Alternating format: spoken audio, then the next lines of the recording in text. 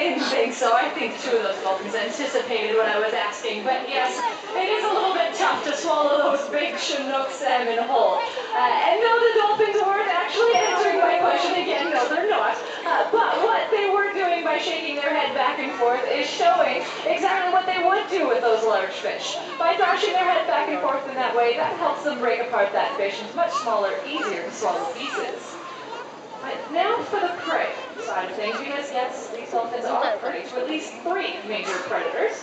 But to try and ensure they can't be seen quite as easily, they can rely once more on that beautiful coloration. So notice again those nice dark tops and white bellies. That's a special form of camouflage known as countershading.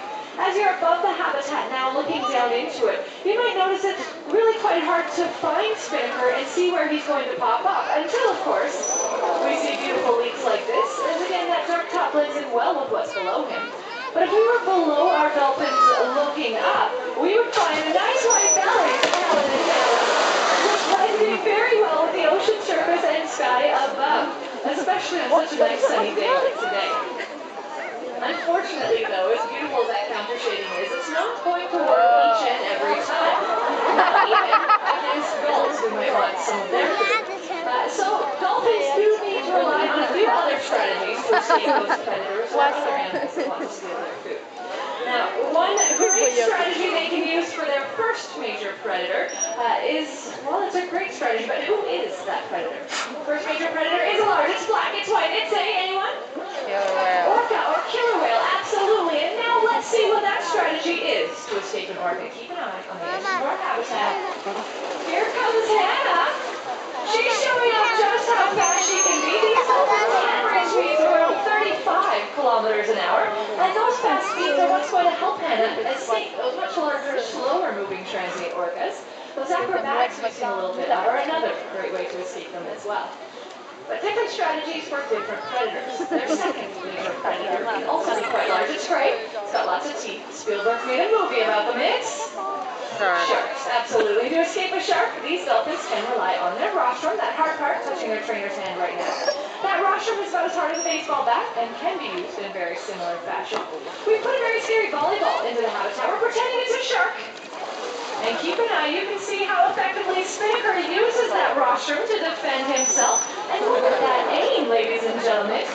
But it's not just the front end of his body that's dangerous, it's that back end also. I know that if I were a shark, I got your faces for those tails. Well, I certainly wouldn't want dolphin for dinner.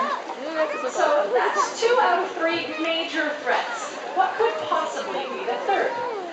The third major threat is an animal we have here in abundance at the Vancouver Aquarium today. And I don't mean to alarm anyone, but if you were to take a look to your left and a look to your right, you'd find that you're surrounded by them. It is, of course, people. And that's something our 3 dolphins know quite intimately, as all 3 of our dolphins are actually rescues from off the coast of Japan. All 3 of them, as a result, have been deemed to be non-releasable rehabilitation animals due to the injuries they have received out in the open ocean.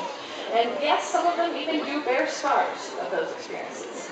As unfortunate as that is, these dolphins are now happy, healthy, and acting as excellent ambassadors for their species, reminding us just how much the little things we do every day really can make an impact in the lives of amazing marine mammals like these.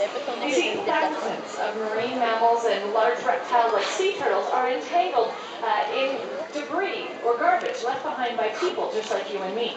So if we really do make an effort every day to try and reduce the amount of garbage we produce, recycle and compost, we do a lot of composting here at Vancouver Aquarium, it does really help out these animals. And those small little efforts are something that I'm sure many of them would appreciate. And as sort of a thank you for those efforts you make every day, here is one last look at the amazing dolphins here at the Vancouver Aquarium. So if you have any further questions about our dolphins or what you can do to help them out, you can meet me here sort of by the green tent at the end of our show. But on behalf of myself, our trainer, Sherry and Christy, and our dolphins, we'd like to give you a nice big wave goodbye. Thank you, everyone. Have a fantastic